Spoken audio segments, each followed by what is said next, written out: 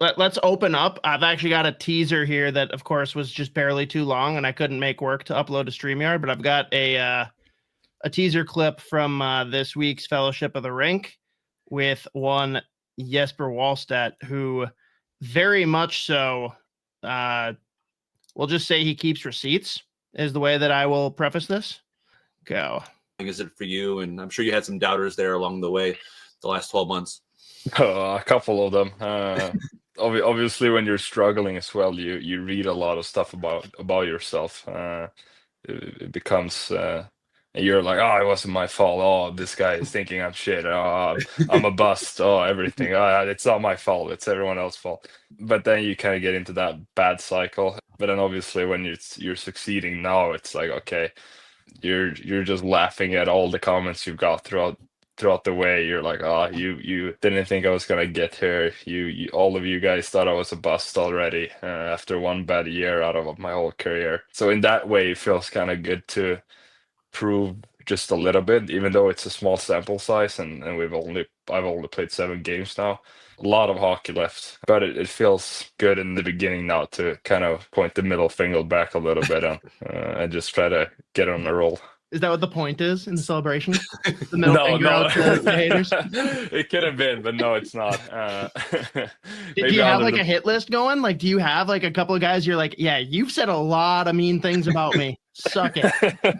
I definitely know a couple on Twitter that's not my favorite supporters, and it's kind of fun looking back now, and now apparently from nowhere they're loving me. So it's kind of fun how the tide changes pretty quick. Those tweets got deleted, huh?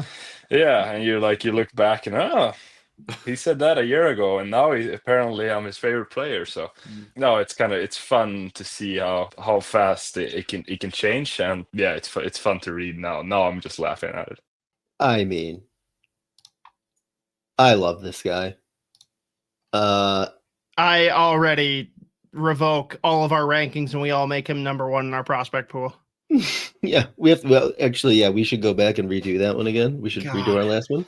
He's the best. Yeah, what a beauty. I also do the fact that he used I don't know why it's so funny to me whenever like actual players use the word small sample size. I don't know what it is, but it makes me laugh every time because you just like. You have to imagine someone talking about you on a podcast. Yeah, literally, like you just definitely heard someone talking. You're like, yeah, all right, fair enough. But like he checks himself a little bit there too. Obviously, like I've only played 7 games, but like it's just very funny to me. The idea of him fucking rocked. I really would have loved to like be honest. Like, how tempted are you to go engage? Which obviously not. I mean, that would be psychotic. But you have to think a small part of him's like, just go like it. Just go like some of the old ones. Dude, just get those. When I asked him about the hit list, I really wanted to say, like, so are you like Steve Buscemi sitting on your couch with a lipstick? And I'm like, he's not going to fucking know what that means. Yeah, he's like, no.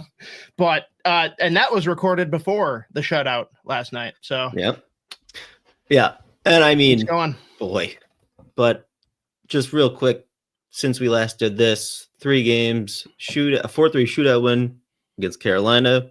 Yeah, Wallstedt. Unbelievable. I think he stopped 43 or 45 maybe. No, 45 saves against Carolina. Obviously, every shootout went 100% in the shootout, including flicking the puck back. I loved that. Was it Svechnikov that tried to like wait him out and go upstairs, and then he literally like it felt like the puck hit his glove and he immediately flicked it off. He's like, get this fucking shit out of here. But looked right there, obviously. But that was just a big win in general. 5-0 winning at Pittsburgh. That was a complete and utter like domination start to finish. And then obviously last night, the 3-0 win against Winnipeg. Another shutout for Wallstedt. He has not lost in regulation yet. He is now up to, I think, in total a 915. 935 with 1.94 goals against. And I mean, some of the saves he's making, again, like we've talked about this with him just the past couple weeks here. He's making the saves. He's making a lot of saves look easy just by the positioning, reading the play. He's obviously just like very confident right now. There's not a whole lot of like multiple chances after one. Like he's not just like shooting rebounds out. But like just very impressive. And again, you have to think part of it goes back just the fact that he's here. He's got this one-way contract, and like, I mean, now that he's playing as well as he is, we'll see what I would imagine he's going to get even more of the load now. I mean, Wallstedt or Gus has locked down 2 last few games, so he's been fine. But I'm sure this makes them feel a lot more comfortable that they can use him more like a 1A, 1B situation. Right? I mean, he's just been dominant though. It's incredibly impressive. And I mean, it won't happen, but how sick would it be if it ended up being Gustafsson and Wallstedt for Team Sweden? That would be a lot. It makes sense. I mean, right now, it's hard to argue. But you know what? He already said it's small sample size. Fuck. Yeah.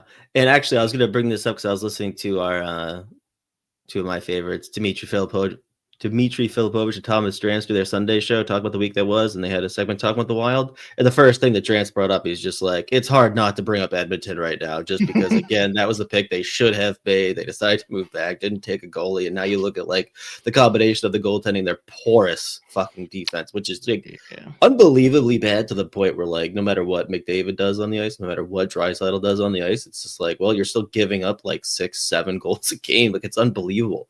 But it is very funny that like the first thing Trance brings up is like, well, it's hard not to bring up Edmonton right now. So, and like with the way that they're playing, obviously they're gonna regress closer to the mean at some point here. I mean, they're 9-1-1 in their last 11, or is that just in November? But I mean, starting to bank those points, obviously, and like Edmonton's problems are legit, and like those problems aren't just going to get solved overnight. Obviously, the more points they can bank early, like you can kind of like protect yourself against like a wild card push in the Pacific. Especially now, you look at even like if they can maintain this path, you look at like what the Hellebuck injury is going to do for Winnipeg right now, and that's a problem for them. So, you know, we'll see how Winnipeg responds. Winnipeg's just been good in general, but obviously a big, massive part of that is the fact that you have one of the best goaltenders in the world in there, and now he's out for like a decent amount of time here. Like, you can continue just bank points in that Central Division as well. So, yeah, I mean, it's been just like, it's very funny thinking about what we were talking about like a month ago on here versus where they're at right now. It's been the players only meeting.